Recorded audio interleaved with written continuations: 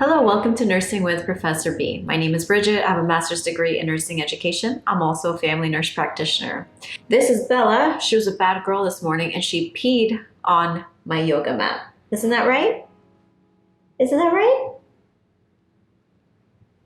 I don't think she has any regrets. In today's video, I'll be going over what are the new signs and symptoms of the Delta variant COVID-19 virus. It's important that you know what these signs and symptoms look like so that you can get tested if you're displaying some of these symptoms. It could help potentially save your life or a loved one's life. All right, without further ado, let's get started. The first thing to know is that variants occur all the time. Viruses mutate and evolve, and this is quite a common occurrence.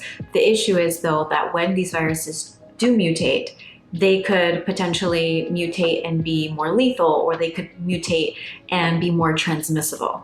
And based on the research that's coming out, the Delta variant is definitely more transmissible, and they are saying that it is more likely to lead to hospitalization, especially in young adults. The Delta variant was first detected in the United States in March of 2021. It was initially identified in India in December 2020. There was a recent survey conducted in the UK where now 90% of new COVID cases are the Delta variant. And these individuals were polled actually through an app, which is kind of cool how technology can help facilitate research now. But these individuals were polled, what were your COVID symptoms when you did have COVID? The important thing to know is that they stated that the cough and loss of sense of smell was actually now less common. And especially when I was working in the clinic, a lot of patients, I would ask, like, is there a possibility that you've been exposed to COVID or you may have COVID? Oh, no, I don't have COVID. I can still smell. So just because you can still smell doesn't mean that you don't have COVID. That shouldn't be the only indicator for you, like, oh, I definitely don't have COVID. I can still smell things. You could potentially still have it. The 4 symptoms that these individuals stated that were the most common were headache, sore throat, runny nose, and fever.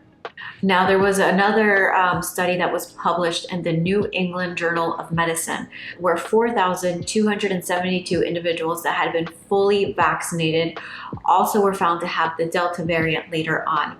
And the Pfizer vaccine was 88% effective against symptomatic disease and 96% effective against hospitalization from Delta. So the important thing to know is that AstraZeneca, which hasn't been approved for emergency use in the United States, was 60% effective against symptomatic disease and 93% effective against hospitalization. So the important thing to know is that the difference in these numbers is that 93% that you're not going to end up in the hospital is basically what that's saying. And the Pfizer is 88% against you actually displaying symptoms, against you actually having a sore throat or a cough or feeling crappy, right? So if you were to catch the Delta variant and you are vaccinated, most likely you will not have any signs or symptoms. You will be asymptomatic. Now, why am I so passionate about ending this COVID pandemic? Well, did you know that by actually getting vaccinated, you help prevent this virus from continuing to mutate? It's that mutation that's putting us all at risk. So with each host that it infects, the virus can mutate. So by people being vaccinated, you're preventing that virus from mutating and potentially becoming even more lethal or more transmissible. This is supremely important to me because I have friends that are in the healthcare field and they're exposing their lives day in and day out. Let me read you a message from one of my previous students that stated, "This is starting all over again. I just don't get it. The ED is flooded with COVID again, one after the other. None of these people took the vaccine. So again, your likelihood of being hospitalized if you don't get the COVID vaccines are tremendously higher." And remember, this is just my friend venting, doesn't reflect my ideas. And now I gotta suit up like an astronaut all over again and put my family at risk again. So by you getting vaccinated, it's protecting you, it's protecting your grandmother, your grandfather, your aunts, your uncles, it's protecting your local community, but it's also protecting the healthcare workers, right? Healthcare workers, we never signed up to be sacrificial lambs.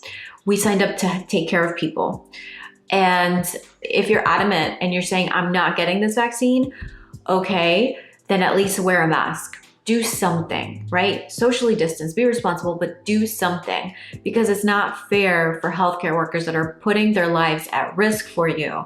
And If you're not vaccinated, when you do get sick, where's the first place you're going to go? You're going to go to the hospital, right? You're going to have no choice. You're going to have to take medications in order for you to get better. So to recap, the most common symptoms of COVID are headache, sore throat, runny nose, fever. This was found in a survey where individuals in the UK were polled to see what their most common symptoms were. Loss of taste and smell is not as common now, so make sure that you are aware of this and that you don't just dismiss your symptoms because you haven't lost your sense of taste or smell. Please leave a comment below if you learned something new in this video. And if you found value, make sure that you hit the like button, that you subscribe, you turn on the notifications bells. You can always unsubscribe later. Check out the links below if you're interested in like what camera I use to record, or pretty much anything else. I do have affiliate links and I do have a Patreon account. Consider donating. I would tremendously appreciate it. It helps me create more content for you. All the content that I create does take a lot of research and time because I want to bring you the most accurate information. All right, thank you. God bless. Until next time.